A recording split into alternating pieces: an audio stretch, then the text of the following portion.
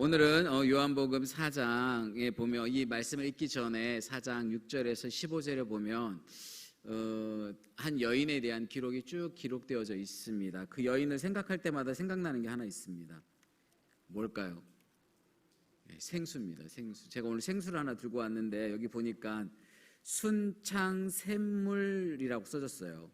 이 수원지가 어디냐면 전북 순창군인데요. 죄송합니다. 잠깐만요. 이 순창샘물은 섬진강 발원지인 호남 정맥의 지하 350m의 안반 대수층 깊은 곳에 있는 천연 안반수입니다. 이렇게 써졌습니다. 아주 깊은 곳에서 마르지 않는 샘물을. 요한복음 4장은 물을 구하는 한 여인에 대해 이야기로 시작되어집니다. 근데 이 여인의 인생이 꼭 우리가 물을 마시지 않으면 갈증을 느끼고 굉장히 힘들고 괴롭고 삭막한 우리의 모습을 대변하는 그런 인생을 살아가고 있는 여인이었습니다.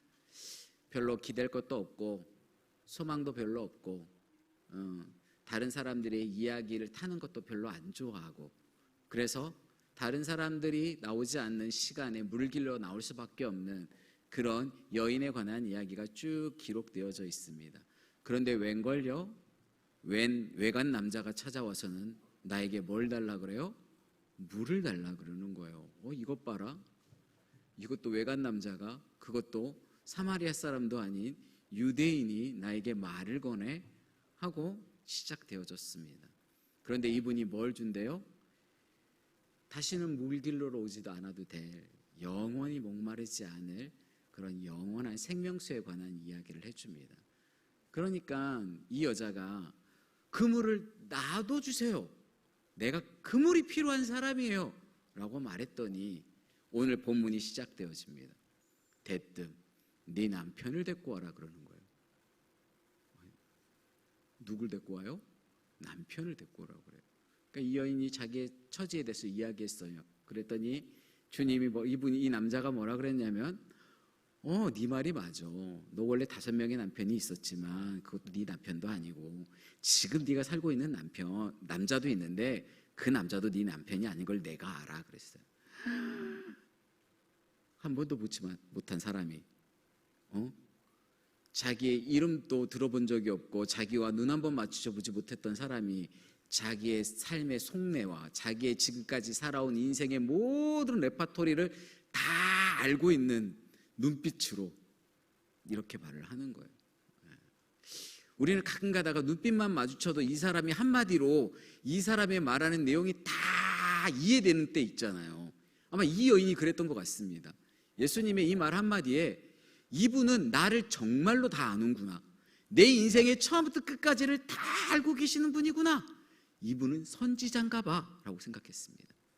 그리고 이분을 선지자로 여기고 갑자기 자기 안에 있는 영적인 궁금한 것에 대한 이야기를 꺼냅니다. 그게 바로 예배에 관한 이야기입니다. 그 예배에 관한 이야기를 이야기할 때 예수님은 아주 중요한 이야기를 하나 합니다. 예배는 장소가 중요한 게 아니라는 겁니다.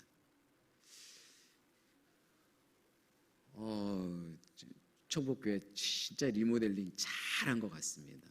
너무나 예쁘고요. 제가 이렇게 여러분 자리에 앉아 있을 때도요, 굉장히 집중이 잘 되는 것 같아요. 지난번 이렇게 앞에 성전에 보다 강대상 있는 자리보다 앞에서 설교자가 설교를 하면 집중도도 좋고 또 우리 뒤에 올라오는 이 스크린도 굉장히 우리가 보기 편하게 잘 올라오는 것 때문에 예배에 더 집중되어지는 것 같습니다. 굉장히 좋죠. 그런데 우리가 이 리모델링 하면서 담임 목사님께서 우리에게 꼭 기도 제목으로 부탁한 게 하나 있습니다. 기억나십니까? 건물만 리모델링 되는 게 아니라 뭐가 리모델링 되자고요? 우리의 심령이 리모델링 되어야 되는 줄로 믿습니다. 진짜 리모델링은 그거죠. 예배자가 갖춰야 될 자세가 바로 이건 것 같습니다. 날마다 리모델링 되어져야 되는 줄로 믿습니다. 저와 여러분이 믿는 이 개신교를 개혁주의라고 하거든요. 개혁주의. 개혁주의라는 것은 날마다 바꿔간다는 거예요. 저와 여러분은 개혁주의 신앙인 줄로 믿습니다. 그러니까 어떻게 돼야 돼요? 1년 전의 나의 모습보다, 어제의 나의 모습보다 오늘이 하나님의 뜻 안에서 개혁되어져 있는 신앙의 올바른 그리스도인의 모습을 갖춰가야 될 줄로 믿습니다. 그래서 우리에게 필요한 게 뭐예요? 참입니다. 뭐가 필요하다고요? 참. 제가 오늘 설교 제목이 뭘까요? 설교 제목이 뭐라고요? 네. 우리가 하나님 앞에 참의 예배를 드려야 합니다. 네. 무엇일까요? 오늘 하나님은 23절에 이렇게 말씀하고 있습니다. 함께 읽어보겠습니다. 아버지께 참되게 예배하는 자들은 영과 진리로 예배할 때가 오나니 곧 이때라. 아버지께서는 자기에게 이렇게 예배하는 자들을 찾으시느니라. 아멘. 그랬습니다. 하나님께서 찾는 자가 있습니다. 누구를 찾아요? 예배하는 자인데 어떻게 예배하는 자를 찾고 있습니까? 참되게 예배하는 자를 찾고 계시는 줄로 믿습니다. 저와 여러분이 이렇게 참되게 예배하는 자 되어지기를 간절히 소원합니다. 예. 그런데 문제는 참되게 예배를 드려야 되는데 어떻게 드리는 게 참되게 예배 드리는 걸까요? 24절은 이어서 이렇게 말합니다. 함께 읽겠습니다. 하나님은 영이시니 예배하는 자가 영과 진리로 예배할지니라. 그랬습니다. 예배하는 자에게 필요한 게 있습니다. 그게 바로 뭐예요? 영과 진리입니다. 근데 여러분, 우리가 영과 진리로 예배 드리려면요 자격이 있어야 돼요. 조건이 필요합니다. 그게 바로 뭘까요? 안타깝게도 모든 인생은 태어날 때부터 죄인으로 태어났습니다. 성경은 분명하게 말합니다. 에베소서 2장 1절은 그는 허물과 죄로 죽었던 너희를 살리셨다 그랬습니다. 저와 여러분을 향해서 뭘로 죽었대요? 허물과 죄로 죽었던 무슨 형이죠? 과거형이에요. 우리 언제부터 그러면 과거의 죄였을까요? 언제적부터의 과거에 우리의 죄를 말할까요? 응애 하고 태어날 때? 아니요. 성경은 언제부터라고 말해요? 시편 51편 5절에 보니까 이렇게 말하고 있습니다. 내가 죄악 중에서 출생하였으며 어머니가 죄 중에서 나를 잉태하였나이다 그랬어요. 우리가 응애 태어날 때부터 죄인이 아니라 언제부터 죄인이라고요? 엄마 뱃속에서 요만한 세포덩어리로 하나로 딱 잉태되어지는 순간부터 우리는 뭐예요? 죄인이에요. 근데 우리 여기서 중요한 거 하나 있어요. 잉태되어지는 순간부터 죄인이라는 말은 잉태되어지는 순간부터 그건 뭐라는 뜻일까요? 생명이라는 뜻입니다.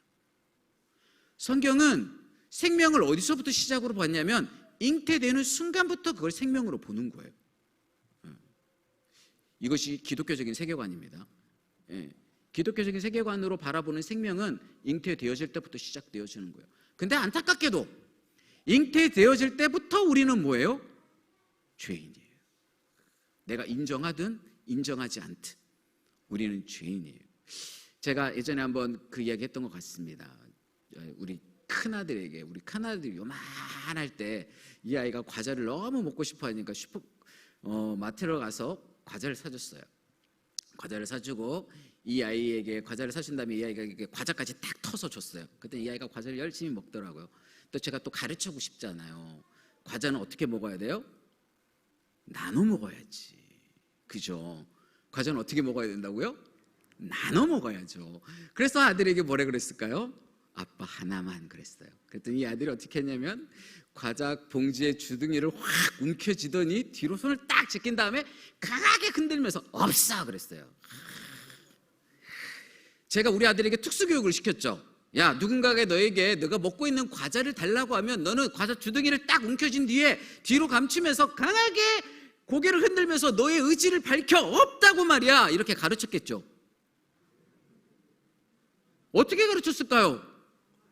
나눠 먹으라고 가르쳤겠지. 그죠? 그 이전에도 제가 그 아들에게 그렇게 가르쳤을 거 아니에요. 근데 이 아이는 뭐 할 줄 알아요? 욕심 부릴 줄 알아요. 이 아이는 거짓말 할 줄 알아요. 안타깝게도 나누는 걸 할 줄 몰라요. 왜 그래요? 죄인이니까 그래요. 죄송하지만 우리는 잉태되었을 때부터 죄인이고 응애하고 태어나는 그때부터 우리는 주구장창 할 줄 아는 게 뭐밖에 없어요? 죄 짓는 것밖에 없어요. 그런데 죄에 대해서는 성경이 뭐라고 말하냐면 죽었다라고 말해요. 예. 죄에 대해서 뭐예요?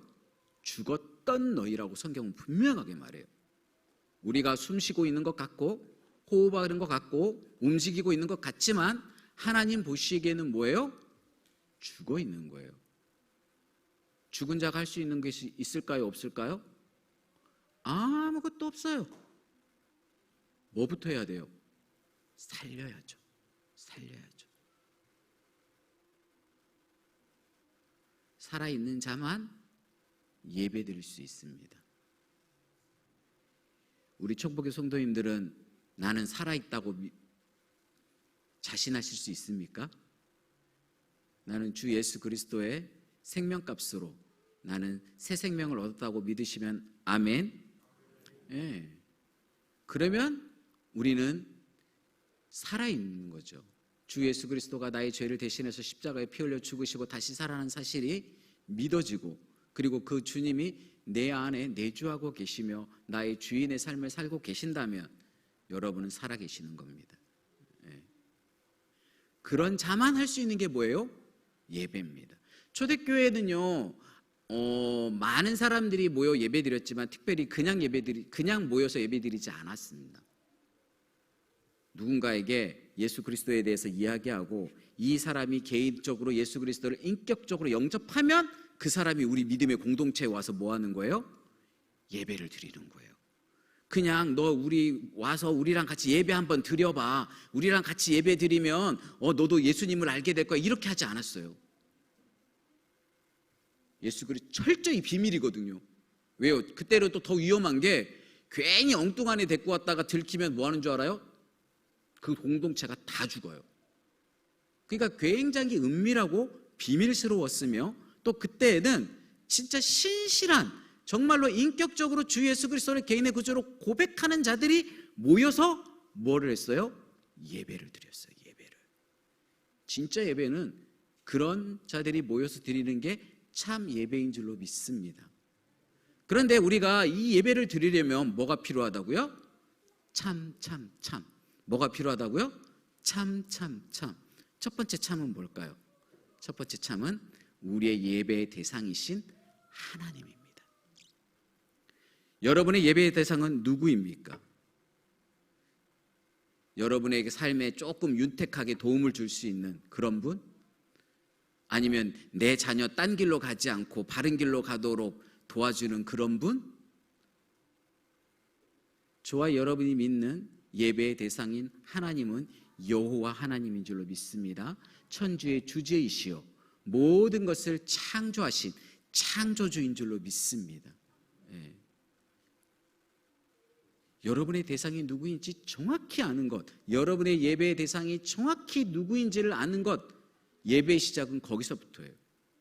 이게 안 되면 우리는 습관적으로 예배에 나오기는 하지만 예배에 감동이 없어요. 그리고 습관적으로 나오기는 하지만 예배에 긴장감이 없어요. 죄송한 말씀이지만 여기 한국 대통령이 와서 서 있는다고 해보세요. 여러분 자세가 어떨 것 같습니까? 특히 마음의 자세가 어떨 것 같아요? 좀 남다른 자세로 앉게 되지 않을까요? 근데 우리는 너무 익숙한 거예요. 창조주 하나님 앞에 나왔는데 너무 익숙하다 보니 이분을 향한 경외함이 별로 없어. 이분이 어떤 분인지에 대해서 잊어버렸어. 너무 익숙한 거예요. 내가 지금 만나러 나온 이분이 창조주요 여호와 하나님이신 그분, 전능자이시며 전지하시며 모든 곳에 계시는 편재하신 하나님이신 그 하나님인 것을 간과해버리는 경우가 정말 많아요. 여러분은 오늘 어떤 분을 만나러 오셨습니까?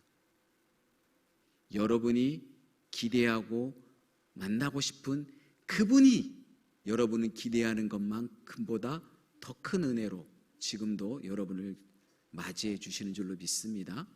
예, 그게 은혜죠. 예, 우리의 연약함에도 불구하고 우리를 붙들어 주시는 그 하나님이 그런 하나님인 게 얼마나 놀라운지요. 예배의 첫 번째 참은 참 하나님입니다. 예배의 대상이신 참 하나님이죠.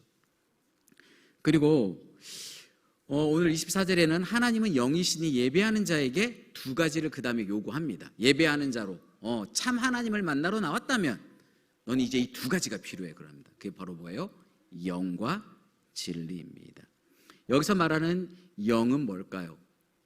두 번째 참 하나님의 영이신 성령님을 말합니다. 저와 여러분은 죄로 죽었다가 주 예수 그리스도를 개인의 구주로 영접함으로 우리의 영은 살아난 영인 줄로 믿습니다. 우리의 영이 살아난 줄로 믿습니다. 그 영이 주 예수 그리스도를 개인의 구주로 영접하겠다고 고백하는 순간 우리 안에 거하시는 하나님이 계시는데 그분이 누구예요? 성령 하나님이에요. 예배에서 누가 계셔야 된다고요? 성령 하나님이 계셔야 돼요. 이 성령 하나님은 때로는 우리 기도할 때도 이렇게 도우신다고 말하고 있습니다. 로마서 8장 26절에 함께 읽어보도록 하겠습니다. 이와 같이 성령도 우리의 연약함을 도우시나니 우리는 마땅히 기도할 바를 알지 못하나 오직 성령이 말할 수 없는 탄식으로 우리를 위하여 친히 간구하시느니라. 아멘. 여기서 도우시나니라는 말의 이 원어는요, 현재 진행형으로 기록되어져 있습니다. 현재 진행형이라는 말은 그때부터 돕기 시작해서 뭐예요? 지금까지 돕고 계시다는 뜻입니다. 그리고 이 말은 앞으로도 뭐 할 거예요? 하나님은 항상 무슨 영? 현재 진행형이세요. 오늘도 도우신 하나님은 어제도 도우셨지만 내일도 도우실 거예요. 그 성령 하나님이 오늘 우리 예배 가운데 함께 계시며 우리가 온전한 예배자로 설 수 있도록 우리에게 힘을 더하시고 우리를 도우시는 줄로 믿습니다. 그러니 참 예배에는 꼭 누가 필요해요? 참 하나님의 영이신 성령이 계셔야 되는 거예요. 두 번째, 하나님은 또 영과 함께 뭐가 필요하다고 말하고 있습니까? 진리로 가야 돼요. 진리로 예배드려야 된다고 말해요. 그러면 진리는 뭐예요? 진리 세 번째 참 하나님의 아들이신 주 예수 그리스도입니다. 성경은 분명히 말하고 있습니다. 주 예수 그리스도로 말미암아 우리가 죄를 용서받는 줄로 믿습니다. 우리는 원래 다 어떤 사람이었다고요? 로마서 3장 23절에 이렇게 말합니다. 모든 사람이 죄를 범하였음에 하나님의 영광에 이르지 못하더니. 하나님의 영광에 이르지 못한다는 말은 하나님과 함께 할 수 없다는 거예요. 죄인은 하나님을 만나러 나올 수 있어요? 없어요? 도무지 없어요. 하나님의 영광의 빛이 그 죄인이 그 영광의 빛을 감당할 수 없어요. 죽어요. 다 죽어요. 그런데 24절과 25절은 그런 우리의 죄인을 향해서 이렇게 말하고 있습니다. 그리스도 함께 읽겠습니다. 시작. 그리스도 예수 안에 있는 속량으로 말미암아 하나님의 은혜로 값없이 의롭다 하심을 얻은 자가 되었느니라. 이 예수를 하나님이 그의 피로써 믿음으로 말미암는 화목 제물로 세우셨으니 이는 하나님께서 길이 참으시는 중에 전에 지은 죄를 간과하심으로 자기의 의로우심을 나타내려 하심이니 그랬어요. 우리가 죄가 하나님과 우리의 사이를 갈라놓았고 하나님과 우리의 사이가 멀어졌는데 주 예수 그리스도께서 우리를 위해서 피를 흘리심으로 우리의 뭐가 되어졌다고요? 화목 제물이 되어졌다고요.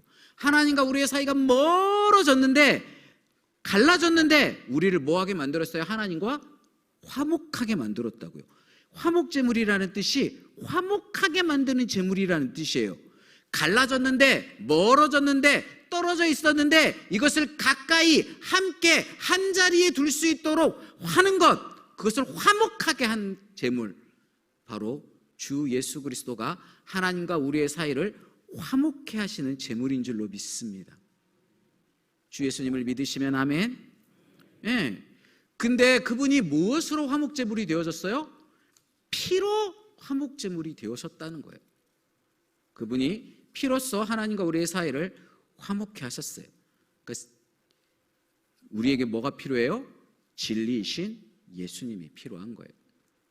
그리고 여기서 말하는 진리는 곧 예수님은 다른 말로 말씀이 육신이 되어 이 땅에 오신 분입니다. 그러니까 예수님은 살아계신 하나님의 말씀 자체예요. 그래서 예배 가운데 영과 진리로 예배 드린다는 말은 주 예수 그리스도를 개인으로 영접했을 뿐만 아니라 주 예수 그리스도의 말씀인 진리가 선포되어지는 예배여야 합니다. 그러니까 참 하나님의 말씀이 선포되어져야 된다는 말입니다. 그래서 설교자로 서는 많은 목사님들이 정말로 두렵고 떨림으로 이 자리에 섭니다. 나는 과연 참 하나님의 말씀을 선포하고 있는가? 내가 사람의 말이 아니라, 나의 어떤 생각이 아니라, 나의 경험이 아니라 살아계신 하나님의 말씀을 선포하고 있는가? 날마다 하나님 앞에 묻고 또 묻고, 설교문을 써놓고도 하나님 앞에 엎드려서 하나님, 제 생각이 아니기를 원해요. 하나님의 뜻이 선포되어지게 해주세요. 참 쉽지 않습니다. 근데 저만 그런 게 아니라 여기 앉아 계신 여러분도 그런 자세로 봐야 돼요.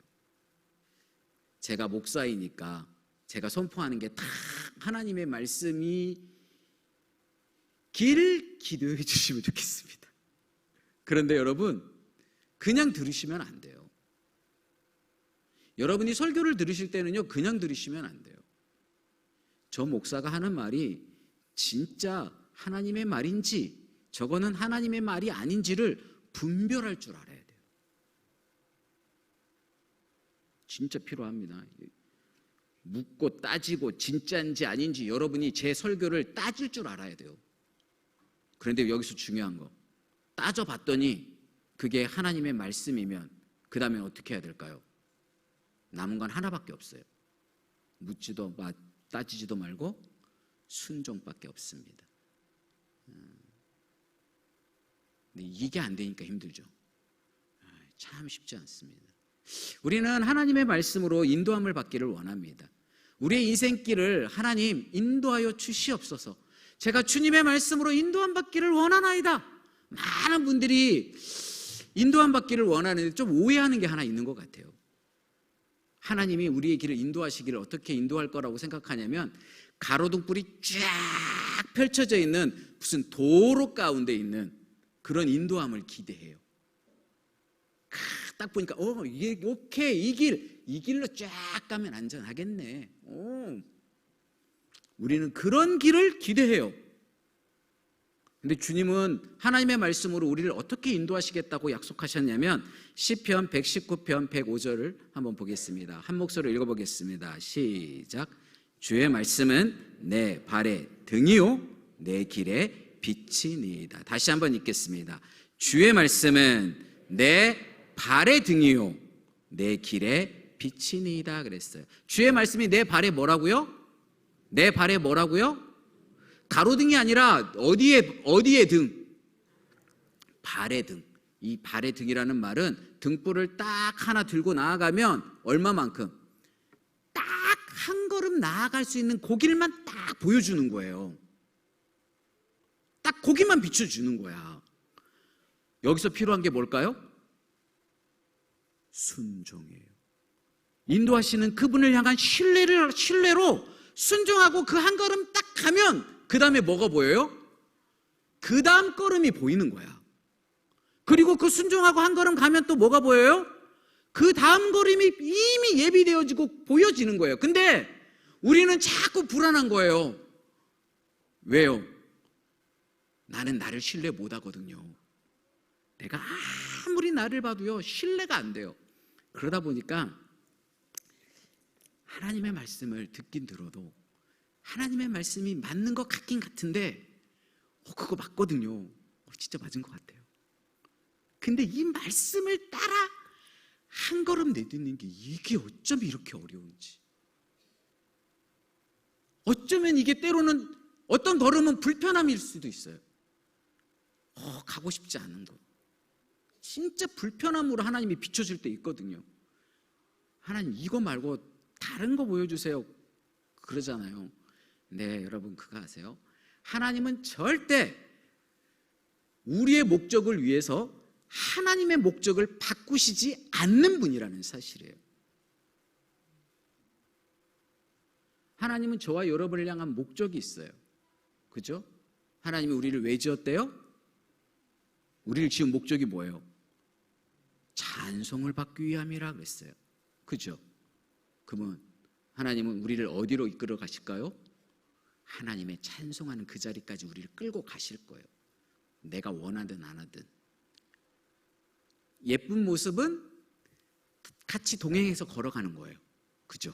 네, 가자는 대로 같이 가는 거예요. 비춰줄 때마다 한 걸음 비춰줄 때마다 가고 한 걸음 비춰줄 때마다 가는 거예요. 그것도 안 되면 이제 뭐예요? 질질 끌려가는 거지 뭐 어떻게 하겠어요. 저와 여러분이 하나님과 한 걸음 한 걸음 동행하는 멋진 그리스도인의 삶을 살기를 간절히 소원합니다. 예. 어떻게 해요? 한 번에 한 걸음.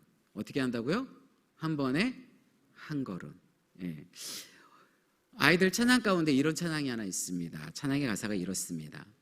한 번에 한 걸음, 한 번에 한 걸음만 주님이 너를 인도하네. 한 번에 한 걸음, 주의 깊게 한 걸음, 기도하듯 한 걸음, 이것이 승리하는 길. 한 번에 한 걸음. 제가 찬양을 준비해 왔는데 한번 해볼까요? 어렵지 않습니다. 우리 찬양단 도와주실 거고요. 악보 또 띄워주세요.